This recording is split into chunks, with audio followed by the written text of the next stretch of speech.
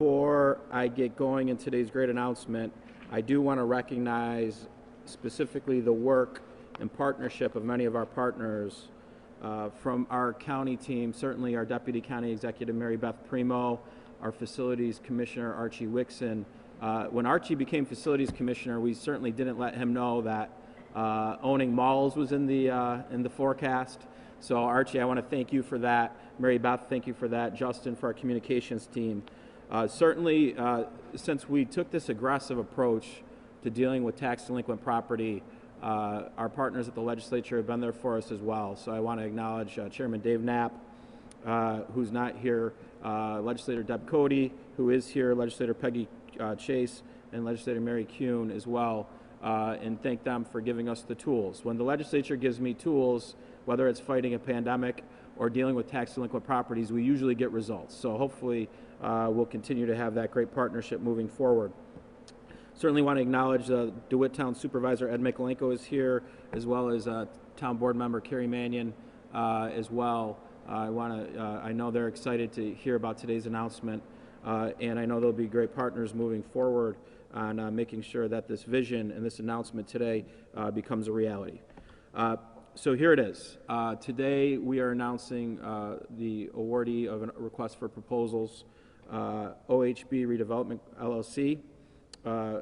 This is a joint venture made up of CNY-based development firms, including Redevelopment CNY, Huber Brewer Construction, Del Paz Architects, Housing Visions, and I believe EDR as well is on the team. What is the project? The project is District East. This project will focus on and turn this property into 5 distinct but blended districts that includes residential housing, entertainment, restaurants and hospitality, retail and office space. The housing component includes a goal of having opportunities available for different income brackets, including senior housing, 60 to 120% of area median income, and in addition to that, condominiums. There will be approximately 400 construction jobs that will be needed to do this project over the course of the phases of the project.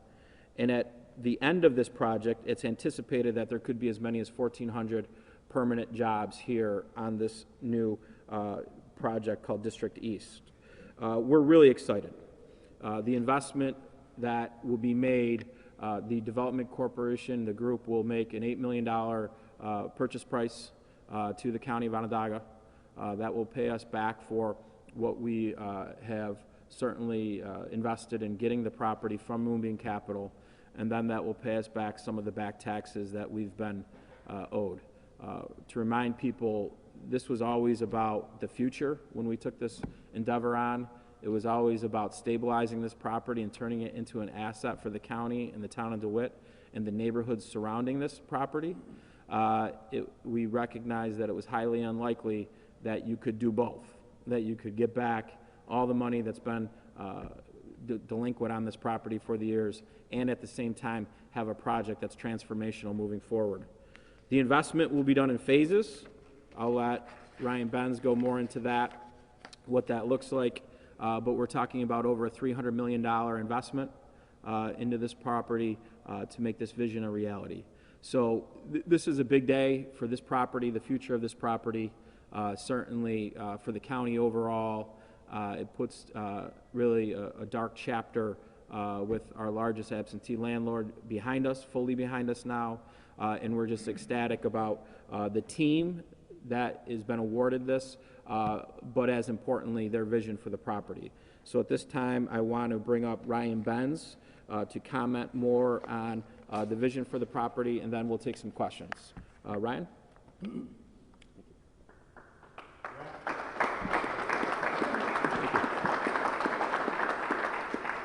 Hey, guys, good afternoon, everyone, and it's a real honor, it's a privilege and an obligation to be here today. I'll say when the RFP was released, it was really important to all of my partners and I to present a local opportunity to come in and redevelop our community. So I remember making the first phone calls to say, hey guys, what do you guys think about this? And everybody immediately kind of signed up and said, yes, let's do this. Let's be part of something that builds a greater version of Central New York together. So crazily enough, we said, all right, we're going to do this. And what we did is we found the best people within each individual sector, in our opinion, to be part of our team and to put this together. So when I think of construction, I think of Andy Brewer and Hubert Brewer and Charlie Brewer and those guys and the reputation and their ability to deliver. When I think of great architects in this town, I think of Del Paso Architects. And I say, man, when it comes to repositioning and reopening malls, I think of Del Paso. And then when I think of creating an inclusive community and making sure that the new version of Central New York is one full of equity and justness and fairness, well, that means we need to include everybody. And with that, we brought in Housing Visions, who, aside from being a partner of ours on the redevelopment of the Penfield manufacturing building on the north side, great human beings and they have great vision for the future of what this community can be.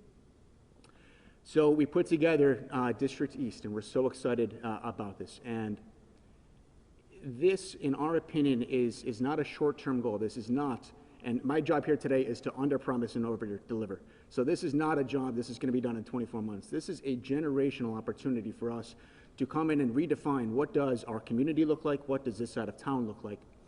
And with that, it's going to be a long road. So we envision at least 5 to 6 phases of construction throughout this, a $300 million local investment.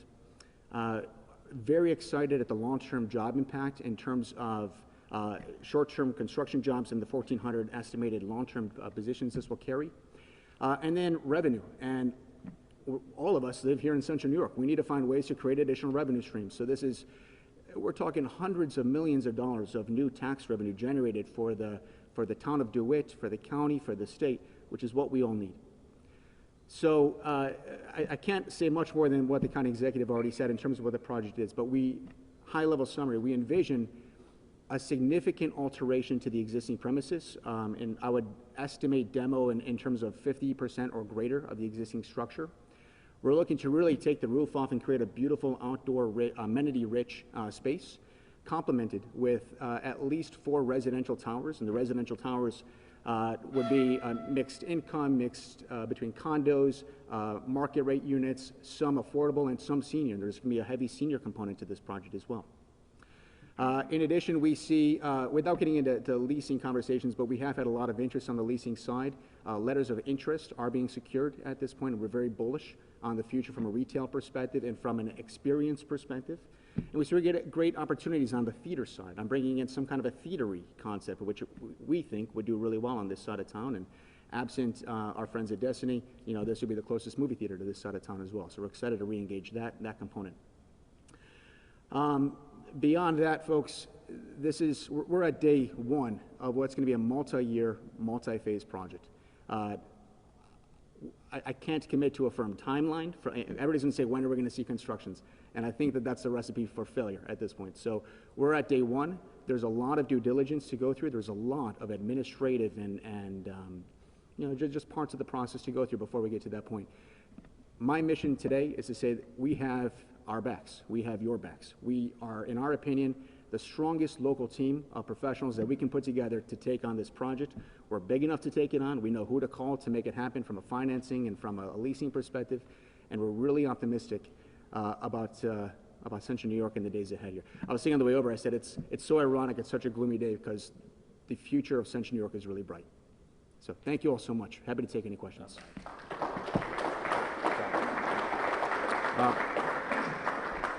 Questions? What's the deal with that? Yeah, so part of the process will be is now that the RFP process has gone through, we've awarded to the new group. Now we'll negotiate a contract to execute the actual property to the group. Part of that is going to be negotiating a pilot agreement on the property. There's a reason these spaces don't work, right, across the country, and why we need people to redevelop and really reimagine what the uses look like. So there will be a significant pilot negotiated with the developers. At that point, we'll work through benchmarks and negotiations to about the project as well. So where is this in terms of a formal process? It sounds like the county still owns Shoppingtown as of right now. Yeah, we just awarded it, so you've all been asking about how the RFP is going. You just found out. The next step is there needs to be an executed contract agreement. It's really not fair to execute that contract till the pilot agreement's negotiated too, so that those negotiations will begin with the development group. Ryan, what went into the process of selecting the best plan, and did the fact that these people are local have some play in what was selected as the best plan? Yeah, if you read through the actual request for proposals, we went through pretty thoroughly what some of the goals were of not just the town of DeWitt, but the county, and made it very clear that those types of proposals that reflected those goals, more of a town center community approach, rather than a fire sale based off of sales price, which those proposals happen, would be more advantageous for us. Again, we've gone through a nightmare with this property, watching really one of the most unique properties on really in one of our more affluent communities just sit here and rot. So we didn't want to award to another company that wasn't really vested here or committed here just based off the sales price. How many proposals did you get? I can't go into that, Andrew. Did you get more than one proposal? There was more than one. And this will have to be approved by the legislature, I assume? Yeah, we'll go through whatever the, whatever, I don't remember what the initial legislation said that allowed us to do this, but the sales price, but any legislative approvals, we'll get over to Chairman Knapp and let his team vet that. I'm not exactly sure what they would be, if any, at this point, but certainly any approvals will go there in short order. So it's an $8 million purchase. Would you just describe how that fits into what the county's invested in the property in terms of purchasing it, maintaining it? Yeah, I would, out of the $8 million, we'll net almost $7 million. Moonbeam will get a piece of that. $3.5 million is what we paid to acquire this, so we'll get that back, and then the rest of that will be applied to the back taxes. Again, we knew if we wanted to be comfortable moving forward, we knew we were never going to get all those back taxes. You know, that's a business decision that we had to make, and I stand by that. Ryan Benz, would you describe for us kind of the structure of the group taking the property and how each group plays a piece in it? Well, the benefit of bringing in the partners that we did was that each one has their areas of expertise. So it's a joint venture. We all work, and there's an operating agreement in place that kind of establishes some of the ground rules. But it's a really cohesive team. It's one of the benefits of a local community is that you're already kind of friends, and you have relationships with these folks already. So it's a really smooth process. We had a 2.5-hour meeting this morning. We're meeting all the time on this, as we have been. So it's been a really smooth process to date. Who will oversee the actual leasing, the day-to-day operations? I know it's far away from that needing to be decided, but do you have any vision for that? Conversations, yeah, and it's important to recognize our team has certain limitations. So we'll be partnering and bringing on consultants, and it's a big project, bigger than four smallish companies can do. So we're going to bring in some consultants, permanent employees on the road, and we'll address that as we get to that point. As a developer who's been from here, what's it been like for you to watch the Shoppingtown story? First the mall kind of declining, then the back taxes, then the county acquiring it, and then the RFP, which was your invitation to join. Well, I'm an eternal optimist, I'll say that. And I was saying to Ryan earlier, my wife met my father in this building back at TGR Fridays when they was here. So we all have our personal relationships, our stories, to the center. Look, I want what's best for our community. And as this fell into disrepair, I think frustration and tiredness, I think are adjectives that come to mind. There's no reason with property management and a proper business plan that this building should be where it is today. There's no excuse for that. So we're really optimistic about our future. We think we have the right folks in the right places to make that positive change. I know it's day one, but do you have a sense of, do you start with retail, or do you start with housing, or do you start with, how do you start? How do you figure it out? Yeah, there's a construction phasing that's going to lead a lot of that, from accessibility, from Erie Boulevard and Kinney, from a leasing conversation, and we're in the process of working with potential tenants on letters of intent or interest. So all those things affect the financing in terms of, well, which phases do we do first, and how does the residential component fit within all of that? So this is absolutely day one. those are conversations, like I said, we had this morning and we'll continue to have. So it'll be a work in progress. Brian, what kind of research do you look at or trends do you look at that says you can do all this stuff and it'll eventually, get populated, make money, people will want to rent and buy? Yeah, prior to us submitting the proposal, we did commission a market study that helped determine, in particular on the residential side, what is the residential demand on this side of town? It's really inclusive on markets, segments within the market, from wages, and are they looking for condos or senior housing or all those things. So we feel very comfortable from a residential, absolutely. And then we feel these are some of the most affluent neighborhoods within our market, this sub-market. And you look at the traffic, my goodness, up, West Genesee Street to Erie Boulevard. In addition, we think of the future and in terms of 81 and how that could affect this side of town as well. So all of these things are attributes that would make, from a leasing program, really this site really attractable. And without sharing anything, we can, we've had really encouraging conversations already with really exciting potential retailers. Do you expect there to be some demolition of this property and new buildings going up, or would it all be done on the current? No, we're looking to demo likely 50+% of the existing structure.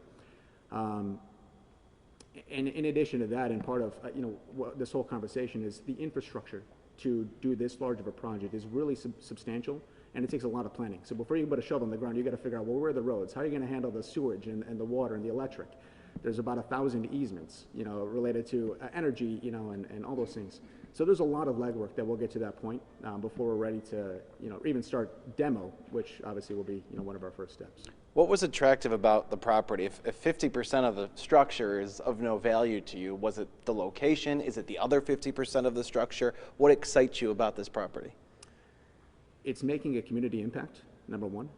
Number two is, while you do have to adjust portions of the property, the bones are fantastic. This is a relatively young property. You have a parking deck that has the majority of its useful life ahead of it. You have the bones of a theater that can easily be readapted. You have a wonderful location with great accessibility. So there was a lot of attributes that caught our eye. So it's the whole parking lot and going over there, going that way. You're gonna have to purchase any more property, or you're looking at that or anything along those lines? Please don't make me. No, I think we're quite happy with the 65 acres that's as part of this site. What happens with the real estate? I'm not sure who can answer this, but the Macy's, I think, and some other pieces that are owned separately. Yeah, so obviously we now have a partnership here with the county and the development team. Certainly, I think the development team's intention is to negotiate in good faith to get those parcels, but certainly we're a long-term partner. We've sat with the market prices, right? We just went through this. We bought a property, so certainly we expect both Benderson and Sears to be reasonable with their requests. Are those the only two other partners, property owners? Correct. Okay. It's RevDev, RevDev, or how do you want to be referred to? Developed anything else, or is this the first? Yeah, I own a company called Redev CNY, which is my development company. The biggest project that one has done is the redevelopment of the Penfield building, which is the building with the house on it across from Destin USA, which we're starting construction on that at the end of this year. That's a $55 million plus project, and an absolutely wonderful one. And then my partners and I, we have a lot of other experience aside from those on the residential and on the retail side as well. OHB Redev is the entity that all of us partners are under. And this is important because I think it speaks to the future. OHB is my son's initials, Oliver Hudson Benz. And I've never told my partners that, but that's the investment that we're making is based generationally here, and that's our focus. To be finalized, I'll say that. Right now we're 450, 500, but that could increase at some point based on our... Is there a need in this area for that type of... Based on our studies, yes. Are those purchasable, or those be leases? It's going to be a combination of both, Andrew. There's going to be condos available to this. There's going to be senior. It's going to be market rate rentals. And then a portion will be affordable between that 60 and 120% AMI. Other questions? Yeah, entertainment is going to be one. Any idea what that might be in a water park? Are you offering to sing? Yeah, we have a lot of ideas, you know, and until we're ready to announce tenants and specific uses, let's hold off. But I'll say that entertainment, look, I think we all learned during the pandemic, you know, connections and being in public and that idea of relationships and getting out there is so important. Entertainment is a big part of bringing the community together, so we want to make sure that there is a considerable entertainment component to this. We never got our aquarium on the other side. Wrong Ryan. This picture, what are these renderings? Did you make these or did somebody else make these? No, these are our renderings, yeah. So this photo here is if you were to be driving down Erie Boulevard and you looked into the center.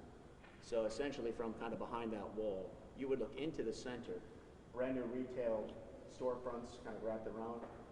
This whole central atrium would be pulled back. Beautiful, you know, also recognizing from a weathering perspective and making sure that people are in central New York are comfortable walking outside and shopping. We have these beautiful, not fully enclosed, but atriums that kind of hang over the walkway distance, so people can still walk from store to store without being drenched or snowed upon. And I'll say we have a lot of confidence in that, and I think we don't need to look any further than across the street and to see what our friends at Benderson have done in that incredible the Marshall's Plaza, where it shows that the pedestrians are okay to park and walk into our retail store, and it's really no different here.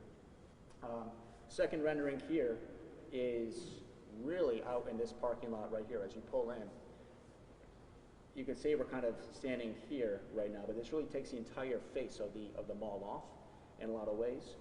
These are some of the residential towers, proposed residential tower with another residential tower in the middle as well. And again, a beautiful drive that comes up and around, a lot of green spaces, and we want families to be here. We want people to walk around and to ride their bikes. In fact, as part of our proposal, there's a whole page on how does the sunlight affect the bike paths and the walking trails, and how do we connect this to the Empire State Trail, which isn't too far from here as well.